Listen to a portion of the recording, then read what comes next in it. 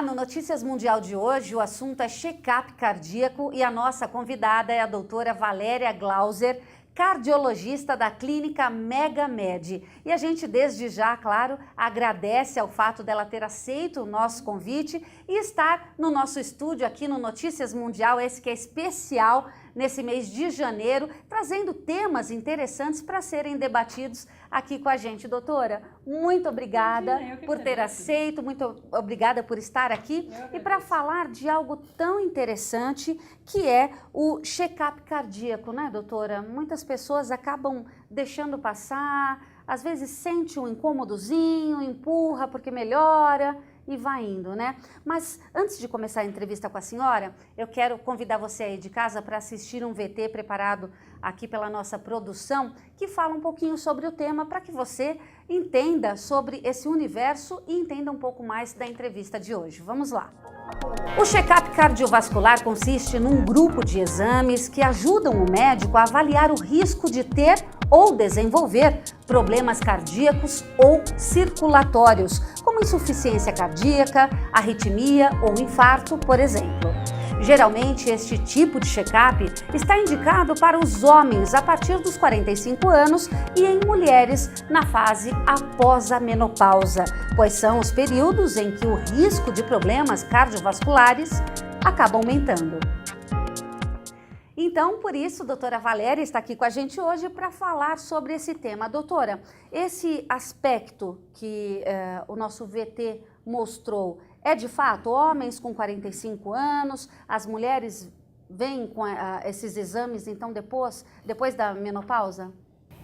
A gente precisa observar se esses pacientes têm ou não fatores de risco, porque senão o check-up torna-se necessário antes. Então, por exemplo, se é um paciente que tem diabetes, ele não pode deixar para fazer o check-up após os 45 anos. E ele tem 30 anos diabético, ele precisa fazer o check-up cardiovascular antecipadamente. Se é uma senhora que está na menopausa, pelo período climatério, com 50 anos, mas ela já é tabagista desde os 20 anos... Então ela já tem um fator de risco. Ela tem outro fator de risco, né? Além de estar passando pelo período climatério, da menopausa, ela tem um fator de risco que é o tabagismo. Então a gente precisa verificar se junto com isso ela já não está desenvolvendo algum dos fatores que vão levar à doença aterosclerótica, que é o entupimento da artéria coronária. Então, os principais fatores são ter um antecedente familiar. Então essa questão hereditária conta, então? Claro, conta sim. E é talvez o único fator que a gente não consiga modular, não consiga modificar, porque com a nossa história genética a gente não muda, doutora. Mas a gente muda os outros fatores de risco e se a gente conseguisse controlar todos os fatores de risco, estatisticamente, o Interheart é um marco dentro da cardiologia, é um grande estudo, e ele prova que se a gente conseguisse controlar de maneira efetiva todos os fatores de risco cardiovascular, a gente estaria deixando de ter infarto em 90% das vezes. Poxa, é muito significativo. Então, o que seria controlar isso? Controlar a glicemia de maneira efetiva, que é o diabetes. Controlar o tabagismo, deixar de fumar, né? Sim. Controlar a pressão, então não ter a pressão alta.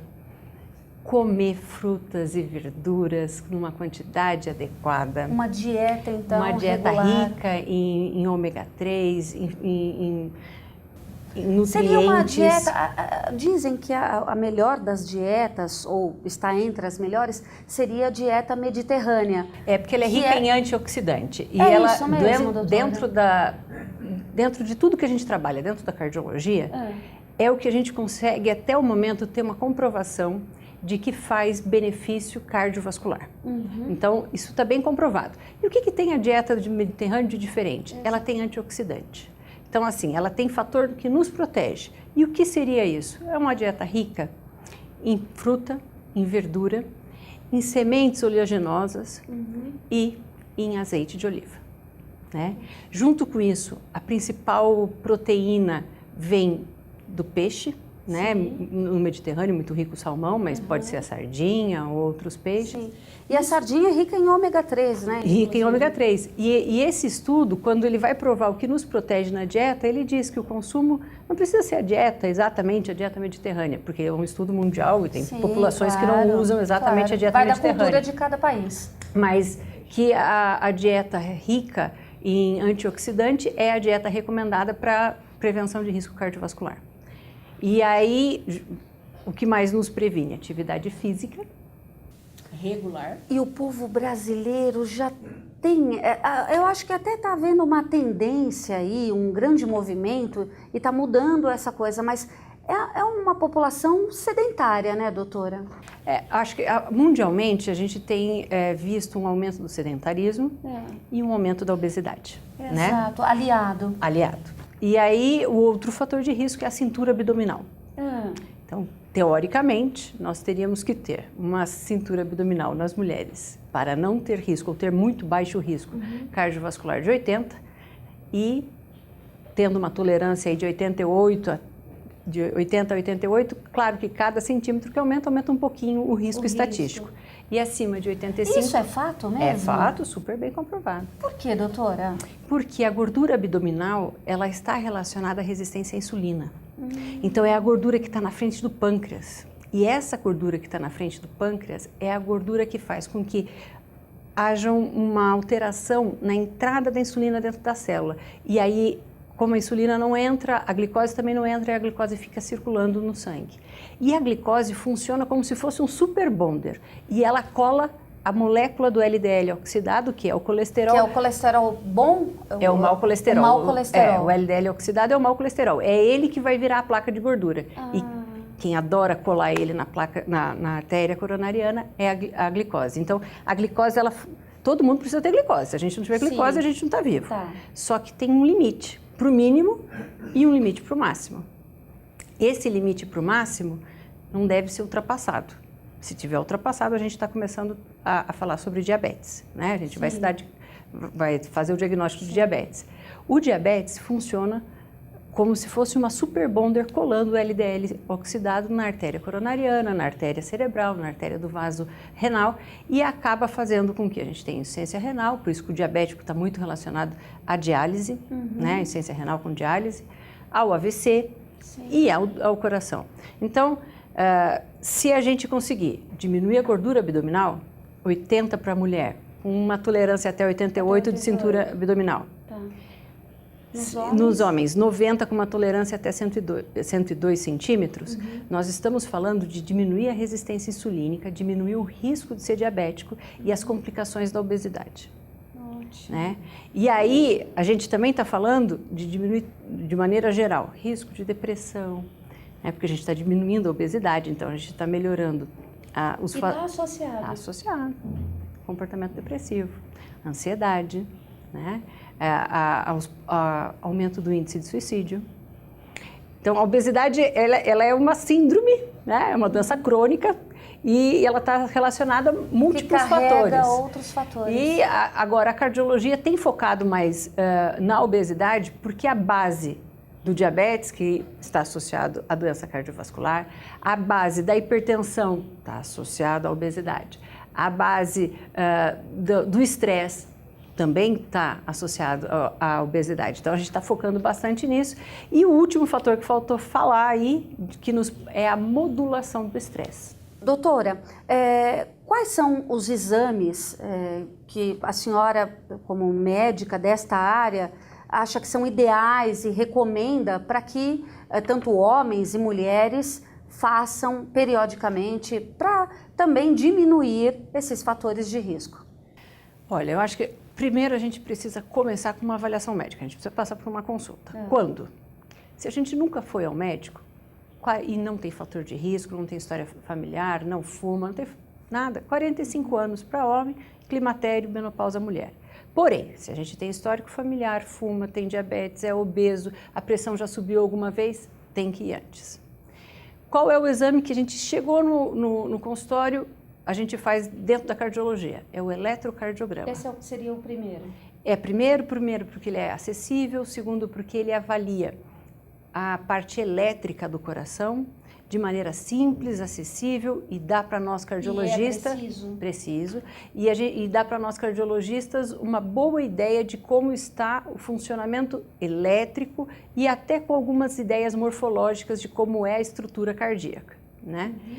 Dependendo do que a gente achar nessa avaliação médica, com relação médico-paciente, a gente vai solicitar os demais exames. Então, se verificou-se que o paciente tem ali uma alteração de pressão, um histórico de pressão alta, nós vamos avaliar se é necessário fazer o MAPA, que é a monitorização de pressão durante 24 horas. O paciente vai colocar um aparelho super fácil de colocar, coloca no braço e ele é como se fosse um celular e ele vai monitorizar a cada 15, 20 minutos, conforme o médico regular, a pressão do paciente, inclusive no sono. Então acaba fazendo um histórico. Faz um histórico de 24 horas e é super importante para o médico. E esse histórico de 24 horas já dá uma base do que Faz é realmente diagnóstico. o dia a dia dessa pessoa? Chega a fazer diagnóstico. É mesmo? A gente fecha o diagnóstico de pressão alta com MAPA.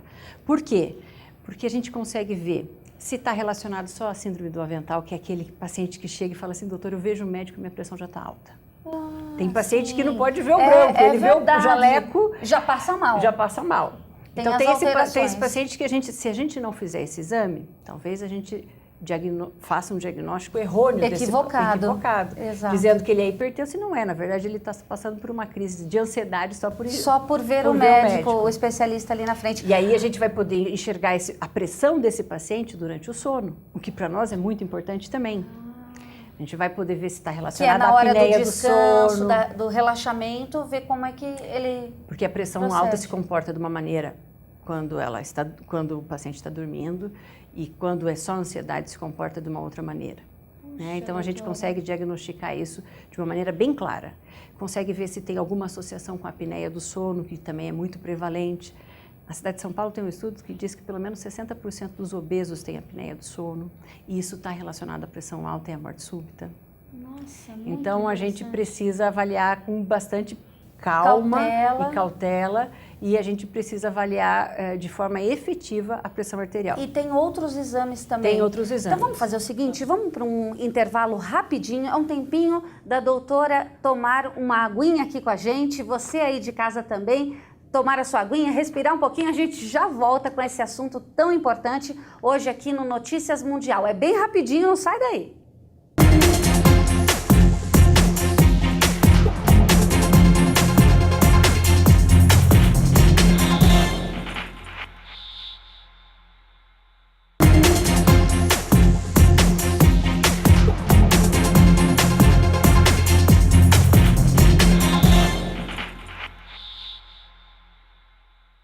De volta com Notícias Mundial, que hoje trata do tema check-up cardíaco e nós recebemos aqui no nosso estúdio a doutora Valéria Glauser, ela que é cardiologista da clínica Mega Med e está aqui falando um pouco para a gente dos cuidados que se deve ter para que a gente minimize os sintomas e também minimize, não é, doutora, as doenças provenientes do coração.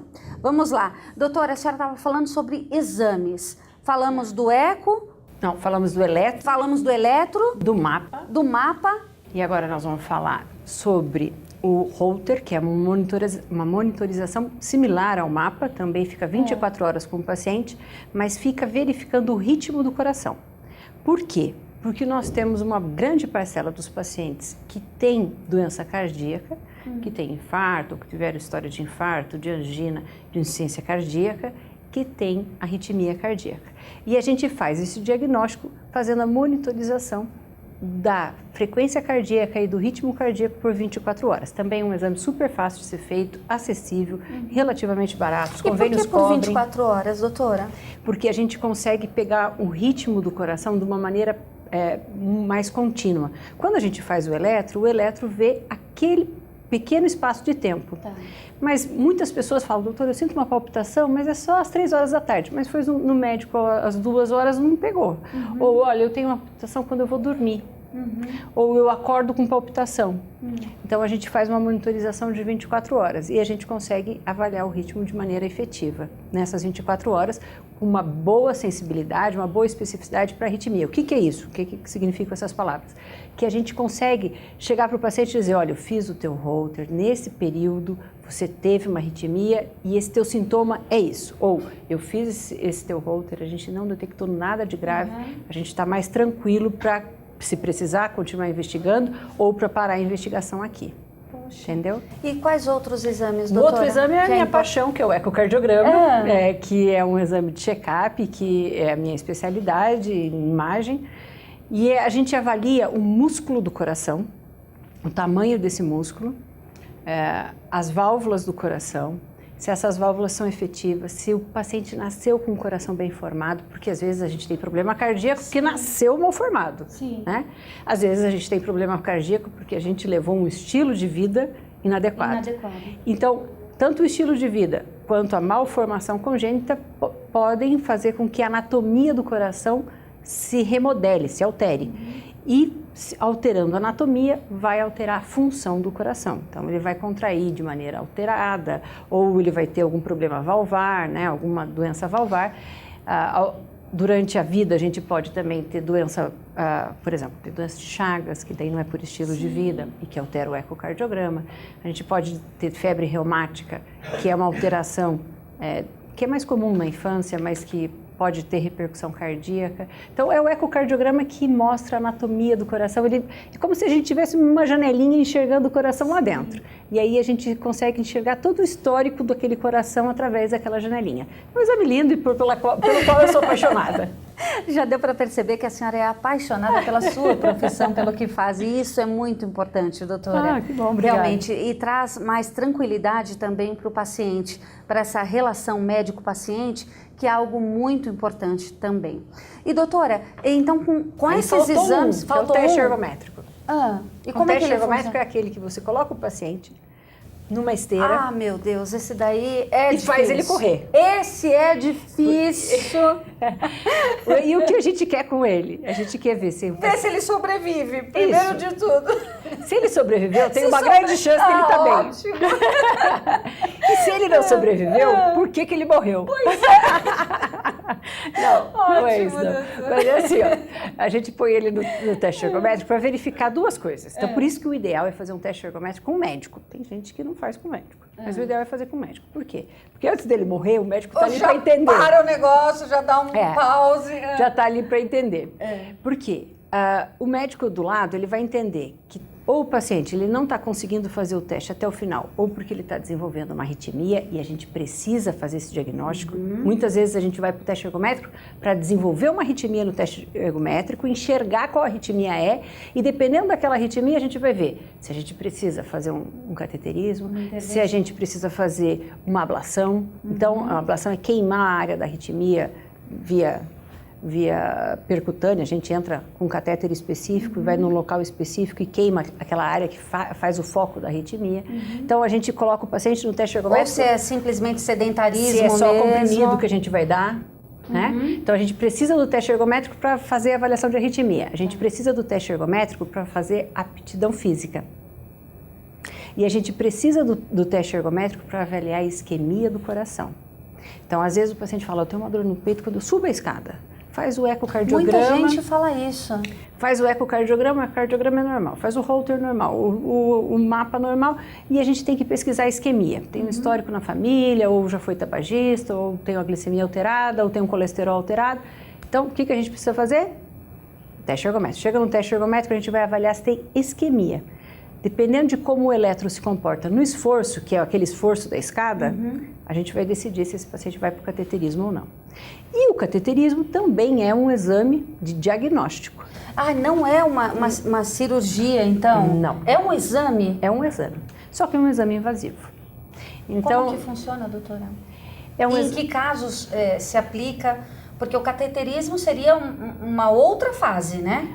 A gente já pulou Subiu do exame. Um degrau. A gente começou com o eletro, que é um exame simples, no consultório, fácil de fazer, para um exame invasivo. Passamos pelo Holter, pelo teste ergométrico, pelo ecocardiograma, pelo mapa, e agora a gente está falando de um exame invasivo.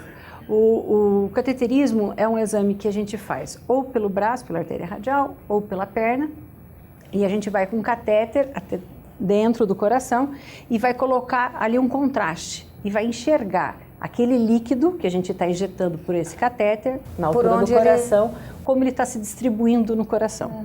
E essa distribuição tem que ser de maneira homogênea, igual, em todas as artérias coronárias. Se essa distribuição não for homogênea, sinal de que tem alguma dessas artérias obstruídas. Aí E passa- aí a gente enxerga, tem 50% de obstrução, 70%, 80%, 90%? Bom, então agora vai para a ponte safena. Não, então não tem nada obstruído, a gente vai fazer controle dos fatores de risco. Ou está obstruído 50%. Bom, aí é uma decisão da equipe médica. Mas o cateterismo em si, ele é um exame de diagnóstico para que o médico saiba falar, olha, teu caso é stent, o teu caso é ponte safena, o teu caso é comprimido. Mas ele não trata. Né? Tem paciente que fala, eu fiz um e já saí cateterismo, bem. tô...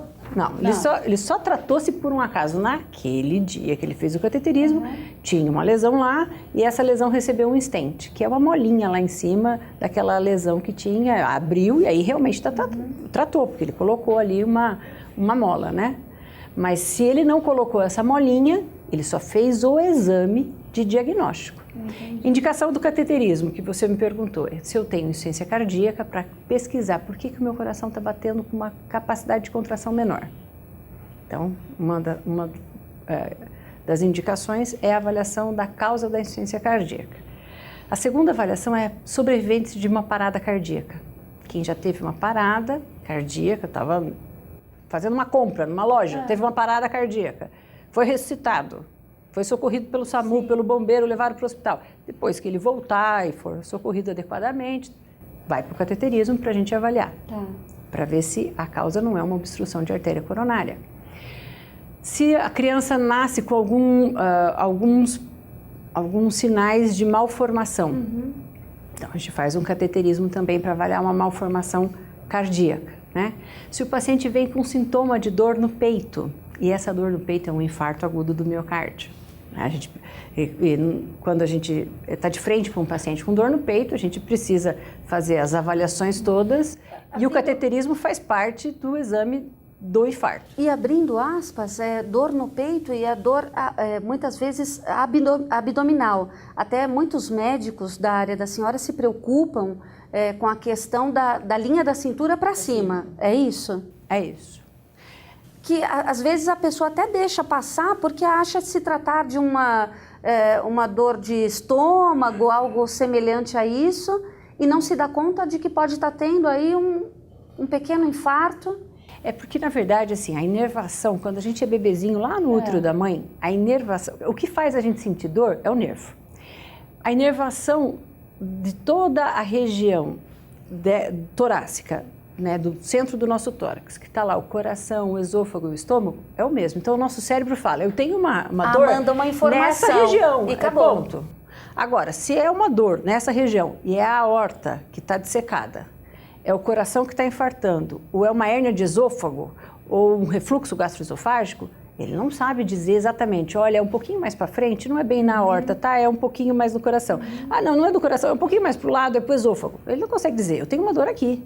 Agora, essa dor aqui vai, com o requinte do olhar clínico, a gente consegue dizer, olha, essa dor corre para que lugar? Essa dor começou associada a um vômito? Essa dor aparece quando você come? Aí, conforme a gente vai conversando... Vai caminhando para o órgão certo. Mas aí tem que ter o detalhe do médico junto, observando. Então, nesta dúvida... Né? Sempre deve se procurar socorro. Dizem, né, que de médico e louco todo todos mundo temos tem um pouco. Mas não é o correto, gente. Não é o correto. Se a dor é uma dor... Assim, é contínua, é procurar um especialista. Se a dor dura... Então, assim, quando a gente precisa procurar um médico, existe uma grande chance da gente estar falando de uma dor torácica de origem coronariana, infarto ou angina. Quando essa dor dura de maneira contínua, pelo menos 15 minutos, e é uma dor que você não consegue ficar com ela. Não insuportável, é uma... quando você fala, assim, você fala assim, uma nota de 1 a 10. Eu estou com dor, pelo menos 6. Eu estou com dor. Pelo menos 6 já é. Com dor. A gente não, essa recomendação, nós estamos falando do padrão. Existem pessoas que estão fora do padrão. Quem está fora do padrão? Aqueles que diabético, suportam mais... Diabético não sente essa dor tão intensa. Ah, não sente? Não. E aí a gente tem diabético que fica infarta sem dor. Tem diabético que infarta sem doutora. dor. E mulheres na menopausa. Por quê? No período climatério. Porque elas passam por uma alteração de sensibilidade de receptor. Então elas ficam mais fortes, mais resistentes à dor? E por isso elas têm uma alteração da sensibilidade. E aí, às vezes, acabam tendo um infarto e não sabendo. Então, assim, paciente diabético é muito comum a gente fazer o ecocardiograma e olhar lá, tá lá a lesão e tem uma lesão, não, mas eu nunca tive infarto. Ele teve infarto, mas ele não teve a dor. E doutora, a gente tem percebido também, a gente falou sobre 45 anos e a questão da menopausa para a mulher. Mas a gente tem percebido que cada vez mais jovens vêm apresentando doenças cardíacas. E muitas vezes, inclusive fatais. É papum e não tem conversa, não tem recurso. Por quê? Pelo estilo de vida. É o estilo de vida? Então, quer dizer, logo, estilo de vida. Porque, olha só, se a gente controla todos os fatores de risco, são eles: dislipidemia, alteração das moléculas de gordura dentro do sangue. Se a gente controla glicemia, se a gente controla a cintura abdominal, se a gente modula o estresse adequadamente, se a gente toma os cuidados na alimentação, comendo de maneira adequada, com fruta, verdura, ômega 3, azeite, a gente está comendo direitinho. A gente está fazendo atividade física, a gente tem 90%, a gente só tem 10% de genética, 90% de chance de viver e chegar aos 80 anos sem doença cardíaca, porque a gente não vai ter fator de risco aterosclerótico, a gente não vai ter a placa da gordura grudando lá dentro da coronária. A gente vai ter essa placa de gordura grudando dentro da coronária para fazer o infarto, ou a placa de gordura grudando lá dentro da artéria cerebral para fazer o AVC, quando a gente tem estilo de vida inadequado. E cada vez mais a gente come erroneamente, a gente engorda, a gente não controla o estresse. Pensa, quem hoje tem uma vida sem estresse? É verdade. Né? É verdade. Quem hoje é um cotidiano tão agitado, tão frenético, que na maioria das vezes é fast food, não é? Você sabe que a Sociedade Brasileira de Cardiologia tem um departamento que estuda esse comportamento de estresse. E uma das questões do departamento é tentar ver como a gente poderia modular. Então, como modular esse estresse? Como a gente pode diminuir esse estresse? Então, uma das coisas é fazer atividade física regular, porque não só porque melhora o seu ponto de vista cardíaco, o condicionamento físico, mas também porque diminui o estresse. A outra linha de pesquisa da Sociedade Brasileira de Cardiologia é a espiritualidade. Poxa, doutora. Então, a espiritualidade é quando o paciente se coloca com uma posição de enfrentamento ao problema, mas sob uma visão com um respaldo, independente da crença, mas da espiritualidade dele, ele tem uma melhor resposta do tratamento. Puxa, fantástico. Então, e ele modula melhor o estresse dele. Então, isso começou quando a gente começou, os médicos começaram a perceber que os pacientes que tinham posicionamento,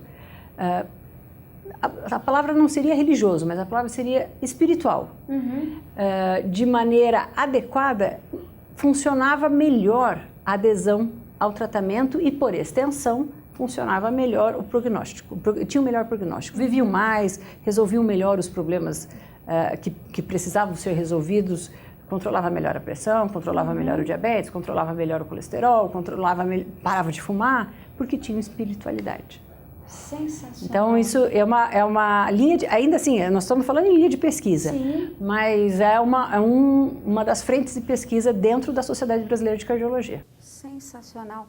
Ai, nosso tempo está encerrando e tem tanta coisa para falar ainda, que gostoso falar aqui, conversar um pouquinho com a doutora Valéria, ela tão didática, não é mesmo? Você aí de casa, eu também tenho certeza que você conseguiu entender de maneira mais prática, mais fácil, doutora, um assunto que é complicado, tem nome complicado, não é verdade? E a senhora colocou de uma forma tão clara para a gente, é encantador. O coração em si é encantador em todos os sentidos. Para pensar que todo mundo busca longevidade, a longevidade passa pela cardiologia. E a cardiologia passa pelo estilo de vida.